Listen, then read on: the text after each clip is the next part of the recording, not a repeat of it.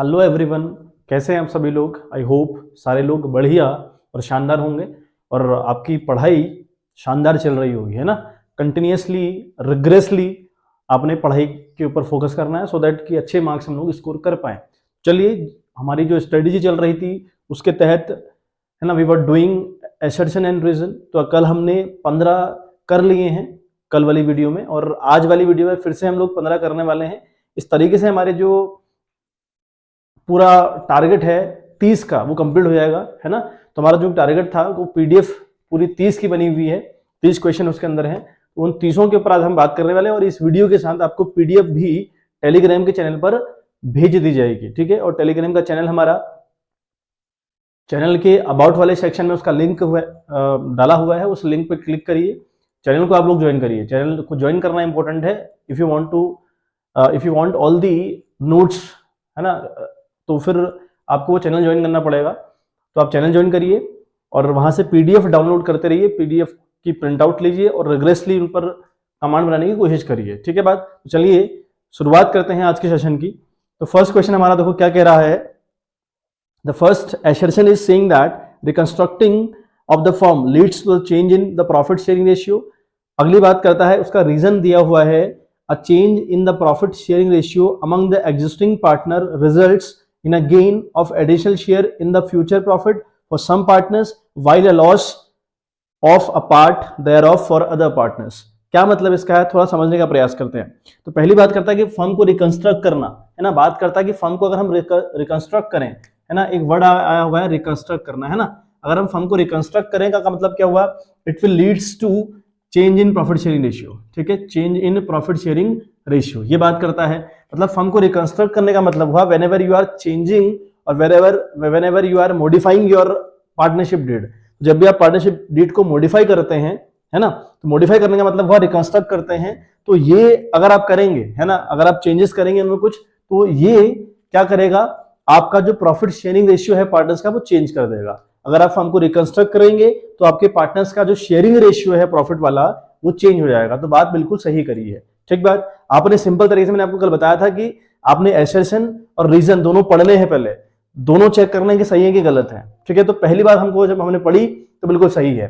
फिर इसने क्वेश्चन ने कह दिया कि जब प्रॉफिट शेयरिंग रेशियो चेंज होते हैं, जब प्रॉफिट शेयरिंग रेशियो चेंज होते हैं तो उनमें से कुछ पार्टनर्स गेन करते हैं और कुछ पार्टनर सैक्रिफाइस करते हैं। तो ये बात भी सही है, whenever we are changing the profit sharing ratio, तो हमने देखा अक्सर कि कुछ पार्टनर्स हमारे सैक्रिफाइस करेंगे और उनमें से कुछ गेन करेंगे, ठीक बात।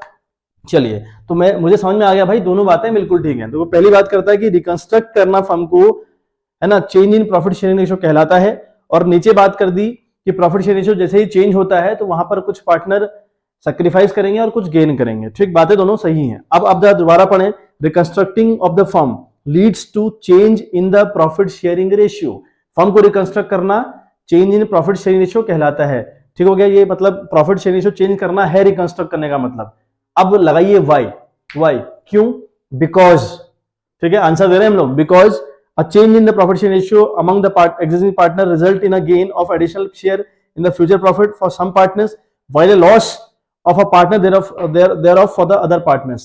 तो देखो हमारा जो बिकॉज है ना, हमारा जो हमने वाई लगाया उसके बाद बिकॉज कहा हमने और ये स्टेटमेंट पढ़ा, तो ये स्टेटमेंट मुझे पहले वाले का सही आंसर और सटीक आंसर नहीं दे रहा है। अगर ऐसा है, ठीक है बात। ऊपर बात करिए कि प्रॉफिट शेयरिंग जो चेंज होता है, नीचे कह दिया कि चेंज होने से कुछ लोग सैक्रिफाइस करते हैं, कुछ गेन करते हैं, दोनों बातें अलग अलग हैं। आपको समझ में आ रहा होगा कि दोनों बातें बिल्कुल डिफरेंट हैं। अगर ऐसा है तो फिर यहां पर बी वाला ऑप्शन सही हुआ कि both assertion and reason are correct but reason is not the correct explanation of assertion, ठीक बात। आई होप बात क्लियर हुई होगी। बात करते हैं नेक्स्ट वाले क्वेश्चन के ऊपर। क्वेश्चन नंबर 17 कहता है कि profit and loss appropriation account is only prepared when there are certain adjustment related to the partnership. यानी देखें, हम जो profit and loss appropriation account है ना, वो कब बनाते हैं बेटे, हम लोग को अच्छे से पता है हम कब बनाते हैं, whenever there are certain adjustment related to the partnership, तो तब हमको बनाना पड़ता है। For example interest on capital देना हो, है ना, इंटरेस्ट ऑन ड्रॉइंग चार्ज करना हो, या फिर हमको पार्टनर्स को सैलरी बांटनी हो या पार्टनर्स को कमीशन बांटना हो, है ना। तो इस तरीके की जो कुछ चीजें होंगी which are highly related with the partners, तभी हम profit and loss appropriation account बनाते हैं। तो बिल्कुल सही बात कर रहा है। प्रॉफिट एंड लॉस अकाउंट तभी बनता है जब ऐसा कुछ हो, है ना। अगर पार्टनर्स को सैलरी नहीं देनी है, प्रॉफिट नहीं बांटना है, तो ये चीजें अगर नहीं होंगी तो फिर प्रॉफिट एंड लॉस एप्रोप्रिएशन हम लोग नहीं बनाएंगे।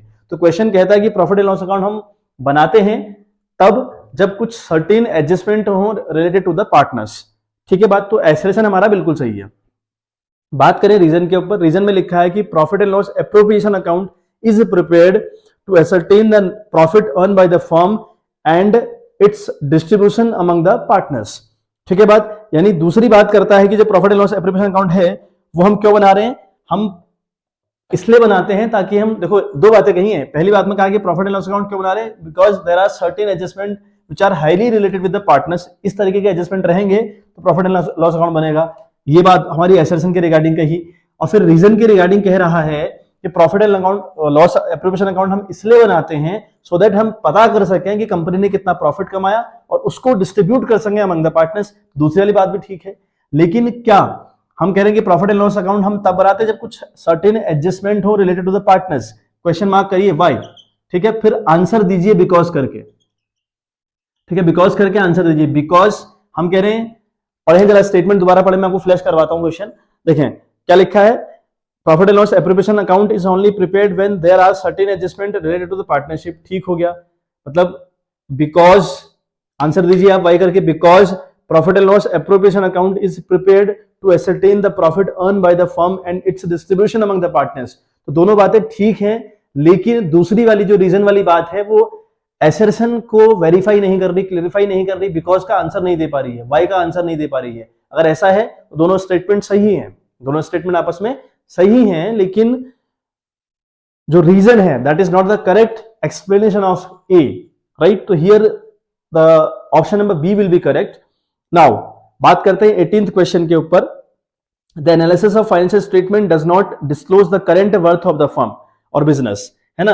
The analysis of the firm, जो फाइनेंशियल स्टेटमेंट का हम एनालिसिस करते हैं, ठीक है, वो कंपनी की करंट वर्थ नहीं बताते, ऐसा क्वेश्चन का कहना है। ठीक है, ऐसा क्वेश्चन का कहना है कि the analysis of financial statement does not disclose the current worth of the company या फिर बिजनेस। देखें व्हेनेवर ना, देखो हम कभी कभी हम फाइनेंशियल स्टेटमेंट एनालिसिस का मतलब क्या हुआ, हम एनालिसिस करते हैं। हम देखो एक रेशियो वाला चैप्टर हम लोगों ने पढ़ा है, हम सब सारे बच्चों ने रेशियो वाला चैप्टर पढ़ रखा है।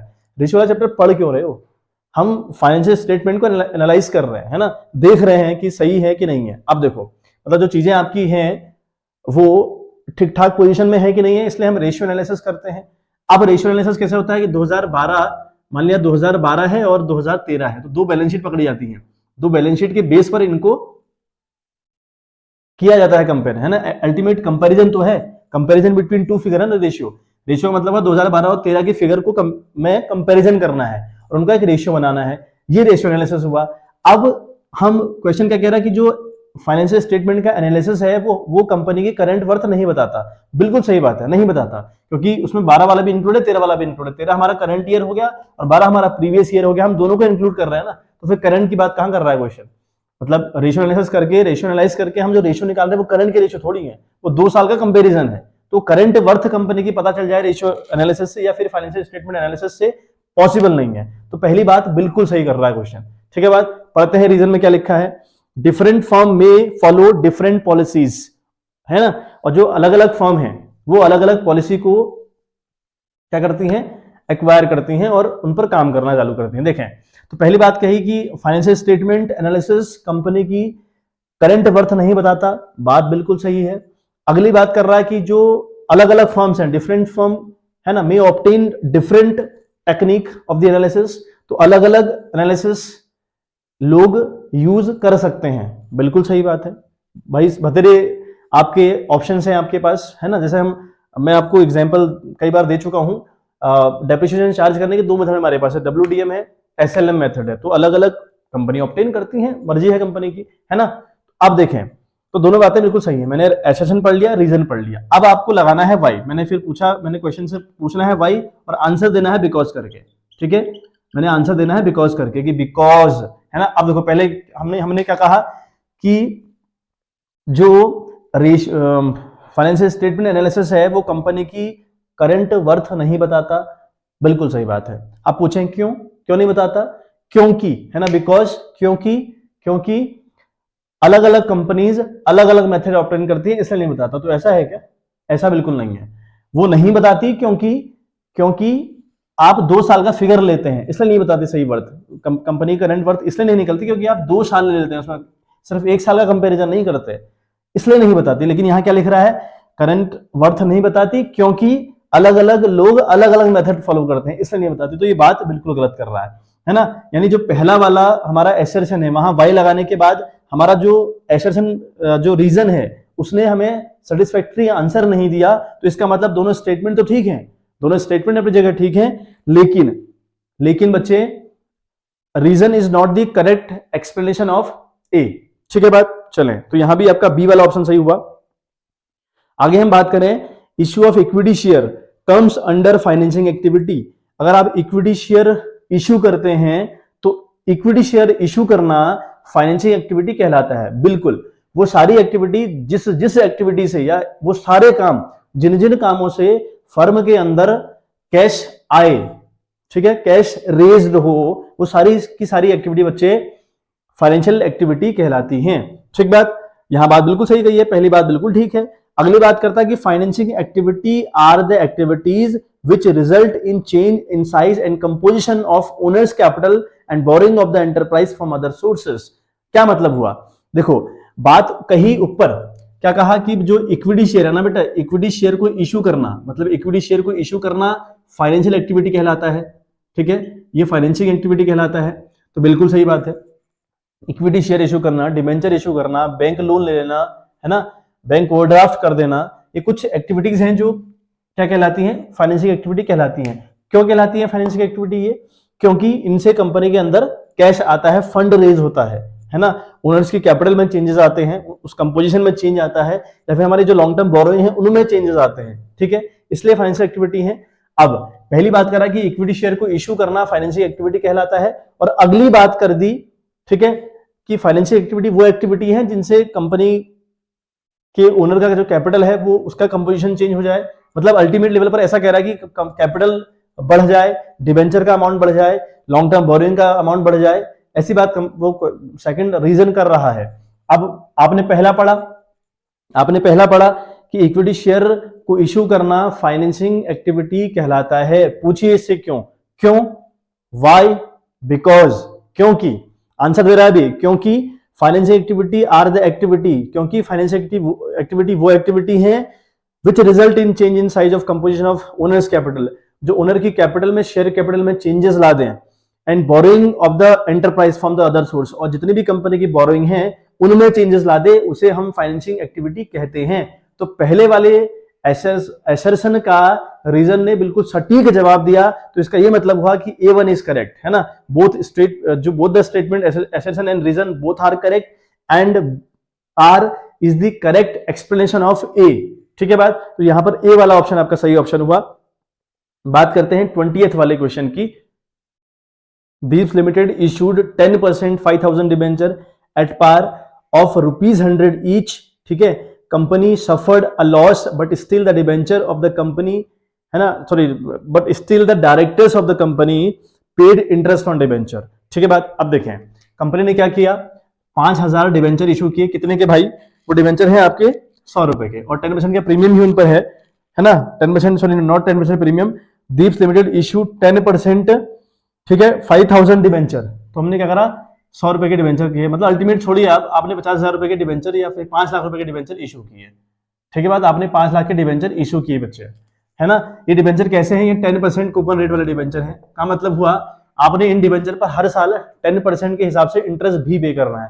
ठीक हो गई बात? अब क्वेश्चन लिखता है कि कंपनी को किसी वर्ष लॉस हुआ, लॉस होने के बाद भी कंपनी के जो डायरेक्टर्स हैं उन्होंने डिबेंचर पर इंटरेस्ट दिया। ठीक बात? यानी इनको इंटरेस्ट देना पड़ा। तो बेटा बिल्कुल आपको इंटरेस्ट देना पड़ेगा, क्योंकि डिबेंचर, आपका जो डिबेंचर है ना, वो थर्ड पार्टी वाले लोग हैं। जो थर्ड पार्टी वाले लोग होते हैं उनको चीजें आपको देनी पड़ती हैं, whether you are getting loss और प्रॉफिट डजंट मैटर, वो बात मैटर नहीं करती। ठीक है, तो यहां पर कहा कि इंटरेस्ट ऑन डिबेंचर दिया गया, इवन कंपनी लॉस सफर कर रही है फिर भी इंटरेस्ट ऑन डिबेंचर दिया गया। ठीक है, तो बात, पहली बात करता है कि डिबेंचर पर हमने क्या किया बच्चे, इंटरेस्ट दिया, है ना। लिखा है Deeps limited issued 10% 5,000 debenture at par of ₹100 each. The company suffered a loss, company को लॉस होता है, but still the directors of the company paid interest on debenture.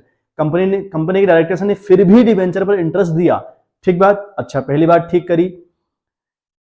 अब देखें, पूछें इससे क्यों दिया, क्यों दिया भाई, वाई, बिकॉज, अब आंसर दे रहा है वो, because interest on debenture is a charge, ठीक है, charge against profit and therefore its payment is not the subject to the earning of profit. देखें बात, ये कह रहा है कि कंपनी को लॉस हुआ, कंपनी डायरेक्टर ने फिर भी डिबेंचर पर इंटरेस्ट दिया। क्यों दिया, क्योंकि interest on debenture is a charge against profit. Charge against profit का मतलब होता है जो चीजें आपने देनी ही देनी है, whether you are getting profit और लॉस, उससे कोई मतलब नहीं हुआ। तो यहां बिल्कुल सही बात है, अगर इंटरेस्ट ऑन डिबेंचर है तो ये आपका कंपल्शन है, आपको देना पड़ेगा, आपको एट एनी कॉस्ट देना पड़ेगा, क्योंकि इंटरेस्ट डिबेंचर पर देना, इसका ये मतलब नहीं है कि आपको जब प्रॉफिट होगा तो आप इंटरेस्ट डिबेंचर पर इशू करेंगे, ऐसा नहीं है बिल्कुल, तो आपको देना पड़ेगा। तो यहाँ जो एसेट्स एंड रीजन है दोनों करेक्ट भी हैं, और जो रीजन है वो पहली वाली बात को बहुत सटीक तरीके से वेरीफाई भी कर रहा है। अगर वेरीफाई कर रहा है तो इसका मतलब ऑप्शन नंबर ए सही आंसर हुआ। ठीक है, बात करते हैं 21th क्वेश्चन की। Salary paid to a partner is debited to profit and loss account. बहुत खतरनाक बात कर दी बच्चे, तो आप लोग को सब कुछ समझ में आ रहा होगा कि salary, whenever we are paying salary to the partner, we are paying commission to the partner, we are allowing interest on capital, we are charging interest on drawing, है ना, we are allowing commission on the net profit to the partners। ये सारी की सारी चीजें हम profit and loss appropriation में करते हैं, ना कि प्रॉफिट एंड लॉस अकाउंट में। तो पहली बात इसने क्या कर दी कि salary paid to a partner is debited to profit and loss account. तो पहली बात बिल्कुल गलत बात है, पहली बात सही है ही नहीं। अब salary paid to a partner is an appropriation of profit, है ना, एप्रोप्रिएशन ऑफ प्रॉफिट का मतलब हुआ प्रॉफिट आने के बाद, जो प्रॉफिट है हमारा, जो नेट प्रॉफिट है, उसके आने के बाद कुछ पार्टनर्स के खर्चे हैं उनको कम किया जाएगा, खत्म किया जाएगा, उसके बाद आपको प्रॉफिट दिया जाएगा।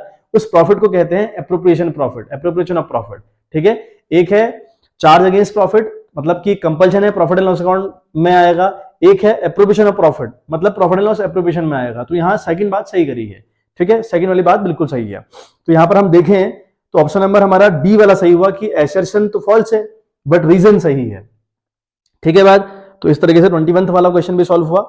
बात करते हैं 22 वाले क्वेश्चन की। ठीक है बात, the capital account of a partner does not show a debit balance in spite of regular and consistent losses year after year. ठीक है बात, तो कह रहा है कि the capital account of a partner does not show a debit balance का मतलब देखें अब क्या हुआ, है ना, हमने बनाया कैपिटल अकाउंट। ठीक बात, समझे इसका बैकग्राउंड, हम कैपिटल अकाउंट हम लोगों ने बनाया इस तरीके से। हम क्या करते हैं, यहाँ पर सबसे पहले हम यहाँ पे बाय बैलेंस बीडी लिखते हैं। ठीक है बात, अब बीडी लिख रहे हैं हम लोग, यहाँ पर बीडी लिख रहे हैं, मान लिया कोई अमाउंट का कैपिटल किसी पार्टनर्स का रहा होगा। ठीक बात, उसके बाद ये आपका देखो डेबिट बैलेंस हुआ, ये क्रेडिट बैलेंस हुआ। आप यहां से इसको स्टार्ट करते हैं, फिर आप यहाँ टू बैलेंस सीडी लिखते हैं, है ना, टू बैलेंस सीडी लिखते हैं हमेशा। यहाँ पर एक अमाउंट आएगा, मतलब कहने का मतलब ये हुआ कि इसका डेबिट बैलेंस नहीं होता। डेबिट बैलेंस का मतलब हुआ कि ये वाला अमाउंट ज्यादा नहीं होता, ये खर्चे वाली साइड है पार्टनर्स की, ये इनकम वाली साइड है।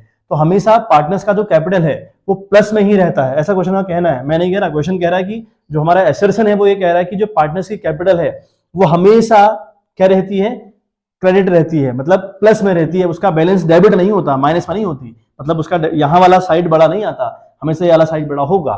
ठीक है बात, तो ठीक है, हम मान ले रहे हैं बात को। ऐसा क्यों होता है भाई, है ना, इससे पूछिए ऐसा क्यों होता है। तो ये कह रहा है अगली बात, all transaction related to loss और प्रॉफिट, है ना, all the transaction related to loss और प्रॉफिट, ड्रॉइंग सैलरीज etc, है ना, etcetera are shown in the current account and not in the capital account in case of fix capital. ठीक है बात, देखो इसने कहा कि जो कैपिटल अकाउंट है वो कभी भी माइनस में नहीं होगी। हमने कहा ठीक है, क्यों नहीं होगी, क्योंकि company fix capital method follow कर रही है। एक बहुत अच्छा आंसर दिया उसने, क्योंकि company fix capital method follow कर रही है। अगर कंपनी फिक्स मेथड फॉलो कर रही है तो कंपनी दो अकाउंट बनाएगी, एक करेंट अकाउंट और एक कैपिटल अकाउंट। तो कैपिटल अकाउंट तो चेंज होगी ही नहीं, क्योंकि कैपिटल अकाउंट में कोई भी income, salary, interest on drawing, ऐसा कोई भी आइटम नहीं डाला जाता। वो सारे के सारे इनकम और खर्चे करंट अकाउंट में दिखाए जाते हैं। अगर ऐसा है तो करंट अकाउंट जितनी जो कैपिटल अकाउंट है वो जितनी है उतनी ही रहेगी। माना 5 लाख है तो 5 लाख ही तो रहेगी, है ना। मैंने कल आपको बताया था कि 99% केसेस में चेंज नहीं होती। कौन? फिक्स कैपिटल, है ना। तो अगर फिक्स कैपिटल मेथड आप फॉलो करेंगे तो उस टाइम पर आपकी कैपिटल कभी भी नेवर एवर वो माइनस में नहीं होगी, यानी उसका डेबिट बैलेंस नहीं होगा। तो यहां पर ए वाली बात को बिल्कुल बी वाली बात ने यानी आर वाली बात ने एसेसन का जो स्टेटमेंट है उसको रीजन ने बहुत शानदार तरीके से वेरीफाई किया। तो इसका ये मतलब हुआ कि ए ऑप्शन इसमें करेक्ट हुआ बच्चे। ठीक है, तो हम ए ऑप्शन को सही मानेंगे और हम लिखेंगे दैट A1 यानी both assertion and reason are true and reason is the correct explanation of A यानी assertion। ठीक है बात, आई होप बात क्लियर हुई होगी।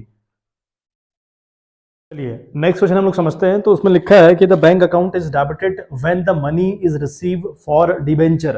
Whenever we are receiving money for the debenture issued, तो हम हमेशा बैंक को डेबिट करते हैं, हमें पता है अच्छे से। देखें समझे एक बार, हम एंट्री क्या करते हैं बच्चे, हम लिखते हैं बैंक अकाउंट डेबिट, है ना, टू डिबेंचर एप्लीकेशन।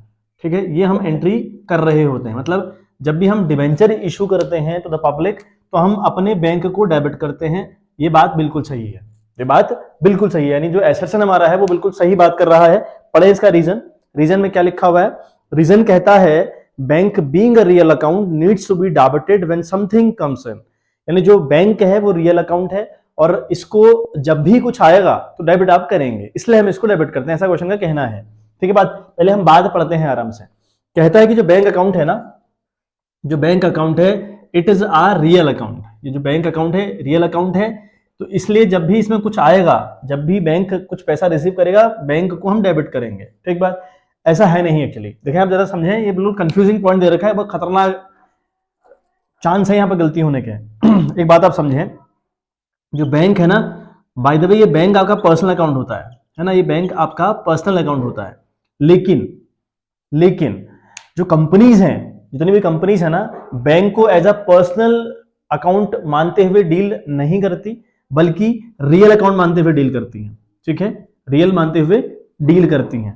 ठीक है बात, कि जब भी बैंक रिसीव करेगा डेबिट कर देंगे, जब भी बैंक से कुछ जाएगा उसको क्रेडिट कर देंगे। तो हम इसको रियल अकाउंट की तरह पूरी शेयर कैपिटल वाली जो बातें हैं ना, जितनी पार्टनरशिप वाली बिजनेस है, हमेशा बैंक को पर्सनल मान के ट्रीट नहीं किया था। 11th में हम बैंक को पर्सनल मान के ट्रीट करते हैं, लेकिन 12th वाली अकाउंटिंग में जब पार्टनरशिप अकाउंटिंग आ जाती है वहां पर बैंक को आप रियल की तरह ट्रीट करेंगे, ना कि पर्सनल की तरह। ठीक है बात, तो यहां पर आप बैंक को रियल अकाउंट मानेंगे।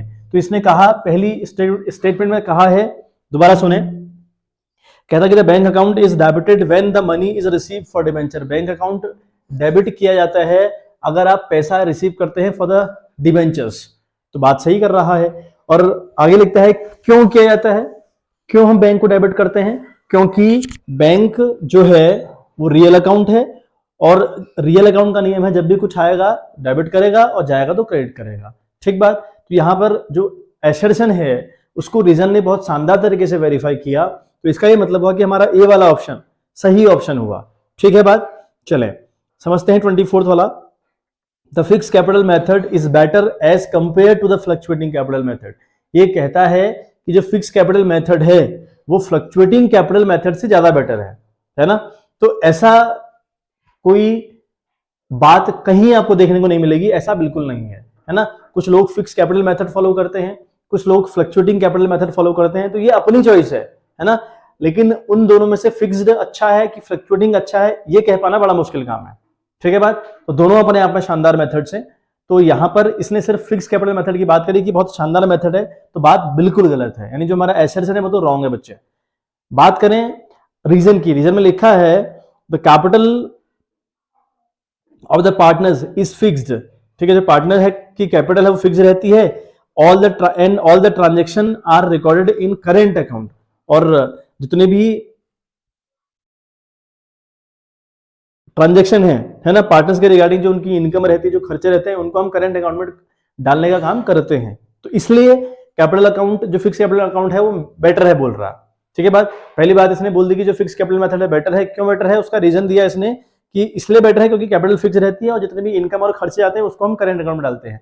बात नीचे वाली तो सही कर रहा है ना, कि कैपिटल अकाउंट अगर होगी, अगर फिक्स मेथड फॉलो करेंगे तो कैपिटल फिक्स रहेगी, इनकम खर्चों के लिए हम करंट अकाउंट खोलेंगे। लेकिन ऊपर वाली बात में उसने कहा है कि फिक्स वाला बेटर है, ऑप्शन है, तो वो ऐसा बिल्कुल नहीं है। मतलब कोई कहीं लिखित ये बात नहीं है, आज तक किसी बुक में आपने देखने को नहीं मिलेगी, किसी यूट्यूब पे वीडियोस आप डाल के देख लीजिए, कोई आपको नहीं बता सकता कि कौन सा मेथड अच्छा है ना।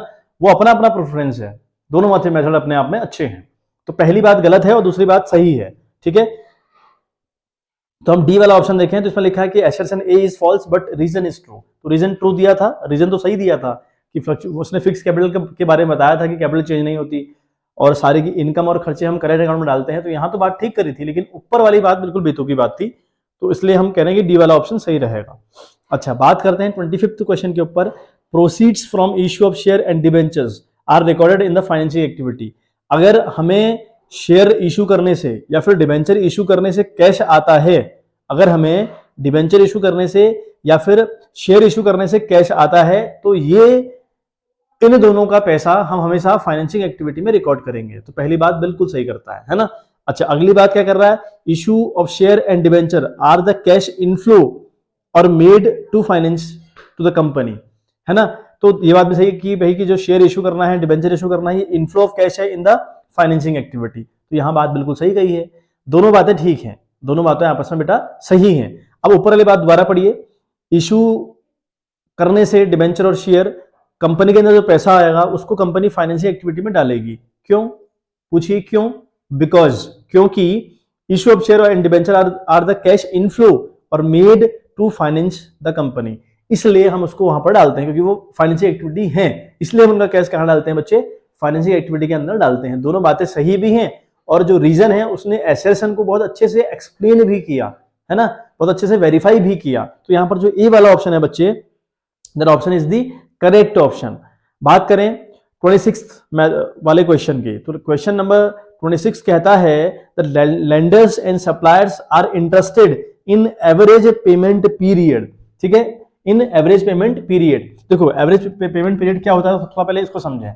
जो सप्लायर्स हैं, मतलब जो माल आपको देते हैं, if you are the company, तो जो लोग आपको माल देते हैं ना, जो आपके क्रेडिटर्स हैं, वो आपके सप्लायर्स हैं। लेंडर का मतलब क्या, जो आपकी कंपनी के अंदर इन्वेस्टमेंट करते हैं, वो आपके लेंडर्स हैं।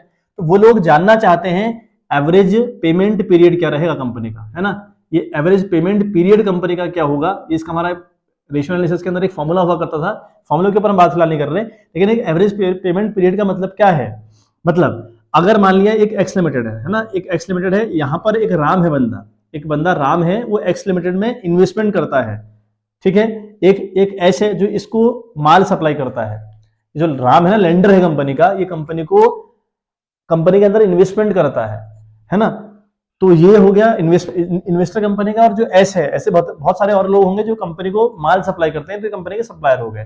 तो ये जानना चाहते हैं कि कंपनी का एवरेज पीरियड क्या रहे, एवरेज पेमेंट पीरियड क्या रहेगा, मतलब कंपनी लगभग कितने दिन में लोगों की पेमेंट कर देती है।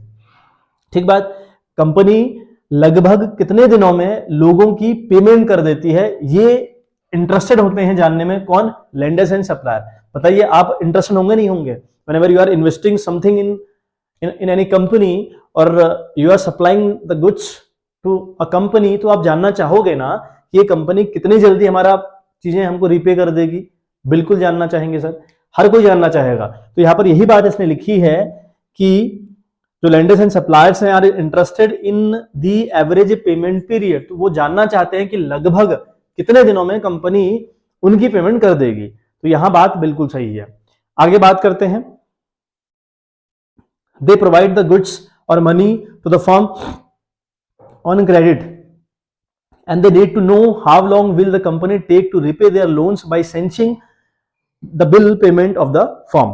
का मतलब क्या हुआ, they provide, they मतलब कौन? lenders and suppliers। तो जो lenders and suppliers हैं, provide the goods और money to the firm, ये लोग goods और money कंपनी को provide करवाते हैं। and they need to know, और उनको जानना चाहिए और उनको जानने की जरूरत है, how long will the company take to repay, यानी कंपनी कितना समय लेगी रिपे करने में। क्या रिपे करने में? Loans, by sensing the bill payment of the firm. अपने बिल और अपने लोन को पेमेंट करने में कंपनी कितना समय लेगी, ये इनको जानना चाहिए। किनको? लेंडर्स को एंड सप्लायर को। ठीक बात। अच्छा, दोनों बातें आपस में बिल्कुल सही हैं, दोनों बातें बिल्कुल सही करी हैं। अब जरा ऊपर वाली बात है कि जो सप्लायर है और लेंडर्स हैं, वो कंपनी का एवरेज पेमेंट पीरियड जानने में इंटरेस्टेड होते हैं। क्यों होते हैं भाई इंटरेस्टेड? क्योंकि ये लोग वो लोग हैं जो कंपनी को माल सप्लाई करते हैं और पैसा लगाते हैं कंपनी के अंदर, ठीक है बात। तो इसलिए इनको कंपनी के एवरेज पेमेंट पीरियड की जरूरत पड़ती है। दोनों बातें सही भी हैं, और बी वाली बात ने बिल्कुल बहुत अच्छे से तरीके से एसर्शन को बहुत शानदार तरीके से एक्सप्लेन भी किया है। यानी बेटा यहाँ पर option number A is the correct option. जो ऑप्शन नंबर आपका ए हुआ वो बिल्कुल सही ऑप्शन है। बात करते हैं नेक्स्ट वाले क्वेश्चन की। क्वेश्चन में लिखा है कि एसर्शन हमारे पास है that sale of goods for cash does not affected debt to equity ratio. ठीक है, हमारे पास एक रेशियो है that is debt to equity ratio, है ना, डेट टू इक्विटी रेशियो। तो समझते हैं आराम से इसको, है ना। डेट टू इक्विटी रेशियो हमारे पास एक रेशियो हुआ, इसका फॉर्मूला हुआ डेट अपॉन इक्विटी। ठीक है, इसका फॉर्मूला क्या हुआ बच्चे, डेट्स अपॉन इक्विटी। ठीक बात। अब डेट का मतलब क्या है, डेट का मतलब मेरा लॉन्ग टर्म डेट से है। डेट का मतलब मेरा लॉन्ग टर्म डेट से है, जो लॉन्ग टर्म डेट है आपके कंपनी के, जो लॉन्ग टर्म डेट है उनसे मतलब है सिर्फ। ठीक है बात। डेट का मतलब करंट लाइबिलिटी से मतलब नहीं है, मेरा लॉन्ग टर्म जो लाइबिलिटीज है उनसे मतलब है। ठीक बात। अच्छा, लॉन्ग टर्म लाइबिलिटी से मतलब है। हाँ, इक्विटी का मतलब क्या है, इक्विटी का मतलब शेयर होल्डर फंड से है। शेयर होल्डर फंड मतलब इसमें इक्विटी शेयर कैपिटल आएगी। ठीक है, इक्विटी शेयर कैपिटल की हम बात कर लेंगे, हम प्लस प्रेफरेंस शेयर कैपिटल की बात कर लेंगे, प्लस रिजर्व एंड सरप्लस की बात कर लेंगे। इतनी चीजें आती हैं इक्विटी में। ठीक है, equity share capital, preference share capital and reserve and surplus, ये आती हैं आपकी इक्विटी में। अच्छा, ठीक है बात। आपको ये बताना चाहिए डेट्स अपॉन इक्विटी का formula, debts to equity ratio का फॉर्मूला डेट अपॉन इक्विटी हुआ। डेट्स का मतलब हुआ लॉन्ग टर्म डेट्स, आपकी जो लॉन्ग टर्म लाइबिलिटीज हैं आपकी, उनसे मतलब हुआ लॉन्ग टर्म डेट का। और जो इक्विटी है, इक्विटी का मतलब हुआ equity share capital, preference share capital and reserve and surplus, ये तीनों ऐड करके आपकी इक्विटी निकल आती है। ठीक बात। आप पढ़ते हैं क्वेश्चन क्या कह रहा है। तो क्वेश्चन कहना चाह रहा है कि the equity sale of goods for cash does not affect debt equity ratio. यानी अगर आप गुड्स बेचते हैं ना, अगर आप गुड्स बेचते हैं किसमें भाई, कैश में। अगर आप गुड्स बेचते हैं, किसमें बेचते हैं आप, कैश में बेच रहे हैं, तो क्या होगा, कैश आपके पास आएगा। मान लिया आपने 1 लाख की गुड्स बेची, तो क्या बताओ 1 लाख गुड्स बेचने पर अगर आप गुड्स बेचते हैं कैश में, तो क्या आपके डेट पर कोई फर्क पड़ा, आपकी लॉन्ग टर्म लाइबिलिटी पर कोई फर्क पड़ा? Answer is no. बेचने से कभी भी लाइबिलिटीज पैदा नहीं होती। ठीक है बात, तो कोई फर्क नहीं पड़ा। बात करें अगर इक्विटी की बात करें, तो इक्विटी का मतलब क्या हुआ, equity share capital, preference share capital and reserve and surplus. अगर ऐसा है तो इक्विटी में भी तो फर्क नहीं पड़ेगा। अगर आप सामान बेचेंगे 1 लाख रुपए का, 1 लाख कैश आपके पास आएगा, उसमें इक्विटी पर कहां फर्क पड़ रहा है, नहीं पड़ रहा। डेट और इक्विटी दोनों, इन पर दोनों को फर्क नहीं पड़ रहा। तो इसका यह मतलब हुआ कि जब हम गुड्स बेचते हैं ना कैश में, तो हमारी इक्विटी और हमारे डेट्स पर कोई फर्क नहीं पड़ता। तो इसलिए जो पहली बात है बच्चे, वो बिल्कुल सही बात करी है क्वेश्चन ने। ठीक है, कि sale of goods for cash does not affected debt to equity ratio. ठीक है बात। अच्छा, आगे लिखा है, रीजन दिया है कि sale of goods on cash basis neither affected debt और नॉर इक्विटी। वो ना तो डेट्स को अफेक्ट कर रहा है, ना इक्विटी को इफेक्ट कर रहा है। तो यहां पर दोनों बातें आपस में वेरीफाई कर दी। मैं आपको पहले ही आंसर बता चुका हूं, तो ये दोनों बातें आपस में सही भी हैं, और जो रीजन है वो एसर्शन को अच्छे से एक्सप्लेन भी कर रहा है। तो यानी ऑप्शन नंबर ए बेटा सही ऑप्शन हुआ। ठीक है बात। अच्छा, 29th वाला अगर हम पढ़ें, 29th वाला हमसे क्या कह रहा है, the equity share holders are paid dividend on the share held by them. Equity share holder कौन हुए, जिनके पास कंपनी के इक्विटी शेयर हैं। प्रेफरेंस शेयर होल्डर कौन हुए, जिनके पास कंपनी के प्रेफरेंस शेयर हैं। फर्क क्या है बेसिक दोनों में, इक्विटी शेयर होल्डर कंपनी के रियल ओनर्स होते हैं, और प्रेफरेंस शेयर होल्डर कंपनी के स्लीपिंग पार्टनर्स कहलाते हैं। मतलब वो कंपनी में दाखिल नहीं होते, कंपनी में अपनी टांग नहीं अड़ाते। लेकिन इक्विटी शेयर होल्डर वाले रियल ओनर हैं, ये कंपनी में जाते भी हैं, और कंपनी की चीजों को देखने का इनका पूरा अधिकार है, और डिसीजन मेकिंग वाला भी इनका पार्ट हुआ। ठीक बात। तो ये बोल रहा है कि जो इक्विटी शेयर होल्डर्स हैं उनको डिविडेंड पे किया जाता है। किन पर पे किया जाता है डिविडेंड, जितने शेयर उनके पास हैं उस हिसाब से उनको डिविडेंड दिया जाता है। तो बात बिल्कुल सही कर रहा है, आपको डिविडेंड देना पड़ेगा। अच्छा, अगली बात करता है, as the equity share holder are the owner and dividend form their earning. ठीक है बात। इक्विटी शेयर होल्डर कंपनी के ओनर होते हैं, और डिविडेंड उनकी इनकम है, इनकम का पार्ट है। तो दोनों बातें आपस में सही हैं। अब ऊपर वाली बात पढ़ें कि इक्विटी शेयर होल्डर जितने भी कंपनी के होते हैं उनको डिविडेंड दिया जाता है जितने शेयर उनके पास हैं। क्यों दिया जाता है, क्यों? क्योंकि जो इक्विटी शेयर होल्डर्स हैं वो कंपनी के ओनर हैं, और डिविडेंड उनकी इनकम है। भाई आपको इनकम तो देनी पड़ेगी ना, तभी तो वो लोग आपके साथ कोऑप कर पाएंगे, बने रहेंगे, खाएंगे पिएंगे क्या, अदरवाइज अगर आप उनको इक्विटी पर उनका डिविडेंड ही पे नहीं करेंगे। तो ये बिल्कुल सही बात है। तो दोनों बातें आपस में सही भी हैं, और जो रीजन है वो एसर्शन को बहुत अच्छे से एक्सप्लेन भी कर रहा है। तो इसका ये मतलब हुआ कि जो हमारा ए वाला ऑप्शन है बच्चे, वो सही ऑप्शन होगा। बात करते हैं 29th क्वेश्चन की। The preference share holder are given a fix rate of dividend even if the company earns no profit. जो प्रेफरेंस शेयर होल्डर हैं उनको कंपनी डिविडेंड देती है चाहे कंपनी को लॉस हो जाए। ठीक बात, क्योंकि प्रेफरेंस शेयर होल्डर वाले ऐसे लोग होते हैं जिनका शेयर बिल्कुल सिक्योर होता है, ऊपर उन पर इंटरेस्ट देने की जिम्मेदारी है आपकी, मतलब आपको देना ही देना है, whether you are suffering the loss तब भी आपको प्रेफरेंस शेयर होल्डर वालों को डिविडेंड देना पड़ता है। तो बात बिल्कुल सही कर रहा है। ठीक बात। अच्छा, फिर लिख दिया रीजन में कि the preference share have preferential right of dividend, इनका डिविडेंड को लेने का प्रेफरेंशियल राइट है ना, प्रथम अधिकार है, पहला अधिकार है। तो बात सही कर रहा है यहां तक की। तो to be paid as fix amount और an amount calculated at a fix rate, ये भी बात ठीक है, विच मे बी फ्री और subject to the income tax. मतलब जो प्रेफरेंस शेयर होल्डर है ना, उनको कंपनी ने डिविडेंड प्रेफरेंशियल बेस पर देना होता है, मतलब प्रायोरिटी बेस पर देना होता है, वो आपकी कंपनी की प्रायोरिटी है डिविडेंड देते समय। लेकिन जो डिविडेंड उनको मिलता है, हो सकता है कि उस पर इनकम टैक्स चार्ज करे गवर्नमेंट या ना करे, वो एक हमारा अलग सा मुद्दा हुआ, हमारी बात फिलहाल तो नहीं कर रहा, लेकिन बात सही कर रहा है। ठीक है, लेकिन क्वेश्चन बात सही कर रहा है बच्चे, तो बात सही कर रहा है क्वेश्चन की, ठीक है। लेकिन देखो ऊपर क्या लिखा है कि जो प्रेफरेंस शेयर होल्डर्स हैं उनको कंपनी फिक्स रेट से इंटरेस्ट प्रोवाइड करवाती है चाहे कंपनी को लॉस हो जाए। तो बात सही कर रहा है, लेकिन रीजन क्या देना चाहिए था? रीजन देना चाहिए था कि जो प्रेफरेंस शेयर होल्डर्स हैं उनका जो डिविडेंड है वो कंपनी के लिए चार्ज आउट ऑफ प्रॉफिट है, मतलब या चार्ज अगेंस्ट प्रॉफिट है, यानी देना ही देना है। तो जो देना ही देना है वाली बात नीचे करनी चाहिए थी, इसने ऐसा नहीं कहा, नीचे अलग ही बात कर दी। ऊपर कहा कि प्रेफरेंस शेयर होल्डर्स को देना पड़ता है क्योंकि कंपनी चाहे लॉस हो, कंपनी को चाहे प्रॉफिट हो, देना ही देना होता है, ऐसी बात कर दी। नीचे कुछ और ही लिख दिया, नीचे लिख दिया कि जो प्रेफरेंस शेयर होल्डर्स हैं उनको अगर डिविडेंड दिया जाता है फिक्स रेट पर, वो उन पर इनकम टैक्स पड़ भी सकता है, नहीं पड़ सकता। तो ये तो बेतुकी बात हो गई, दोनों अलग अलग बातें हो गई। तो हम यहाँ पर कहेंगे कि बी वाली जो बात है, both assertion and reason are correct but the reason is not correct explanation of A। तो इसका बी वाला ऑप्शन बच्चे सही होगा। होप आपको क्लियर हुआ हो। लास्ट बात 30 वाली बात अगर हम करें, goodwill of the firm is affected by the reputation of the firm. जो गुडविल है फर्म की, वो रेपुटेशन से अफेक्ट करती है, जैसी जैसी कंपनी की रेपुटेशन होगी वैसे ही कंपनी की गुडविल भी होगी। बिल्कुल सही बात है।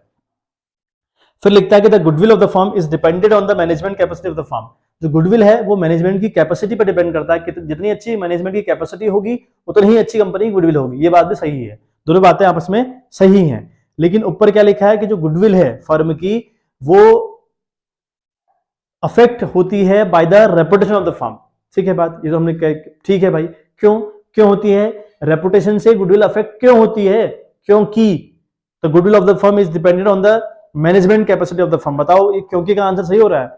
रीजन जो आंसर दे रहा है वो क्यों को सेटिस्फाई कर पा रहा है, तो आपका आंसर होना चाहिए सर नहीं कर पा रहा। अब अगर नहीं कर पा रहा तो इसका मतलब जो बी वाला ऑप्शन है, both assertion and reason are true but reason is not the correct explanation of A. ठीक है बात। बेटा इस तरीके से ये 30 जो assertion रीजन थे वो खत्म हो गए। ठीक है बात। 15 कल की वीडियोस में आपके पास अवेलेबल हैं और 15 आज की वीडियो में आपके पास अवेलेबल रहेंगे, और इसका पीडीएफ टुगेदर 30 क्वेश्चंस आपको सेंड कर दिए जाएंगे with in the Telegram channel. तो टेलीग्राम का चैनल आप लोग ज्वाइन कर लीजिएगा। मैं फिर बता दूं कि जो चैनल का अबाउट वाला सेक्शन है वहां पर लिंक हमने डाला हुआ है, वो लिंक आप उस लिंक पर क्लिक करें, आप टेलीग्राम के चैनल के पास पहुंच जाएंगे, है ना। अगर आपको ऐसा नहीं मिल रहा तो फिर आप टेलीग्राम पर सर्च भी कर सकते हैं कि कॉमर्स नॉलेज सेंटर करके सर्च करिएगा, आपको मिल जाएगा। ज्वाइन करिए उसे। ठीक है बात। और कुछ दिनों में हम लोग नोट्स के ऊपर काम कर रहे हैं, तो नोट्स भी हम लोग भेजने का काम करेंगे उस पर, तो इसलिए उसे आप ज्वाइन कर लें। ठीक है बात। तो ये 30 पीडीएफ आपको आज अवेलेबल हो जाएंगी। चलिए खूब मन लगा के पढ़ाई करिए, अच्छे से शिद्दत से, है ना, जी जान लगाइए, ईमानदार रहिए अपने प्रति कि हमें पढ़ना है और परसेंटेज लानी है खुद के लिए, है ना, खुद के भविष्य का निर्माण करना है। तो आप लोगों ने बिल्कुल भी लापरवाही नहीं करनी है। ठीक है बात। जो 40 दिन आपके पास बचे हैं, 50 दिन आपके पास बचे हैं, उनको अच्छे से यूटिलाइज करना है, शानदार तरीके से अपनी तैयारी करनी है। चलिए मिलते हैं आपसे नेक्स्ट वीडियो, तब तक के लिए bye bye, have a good day.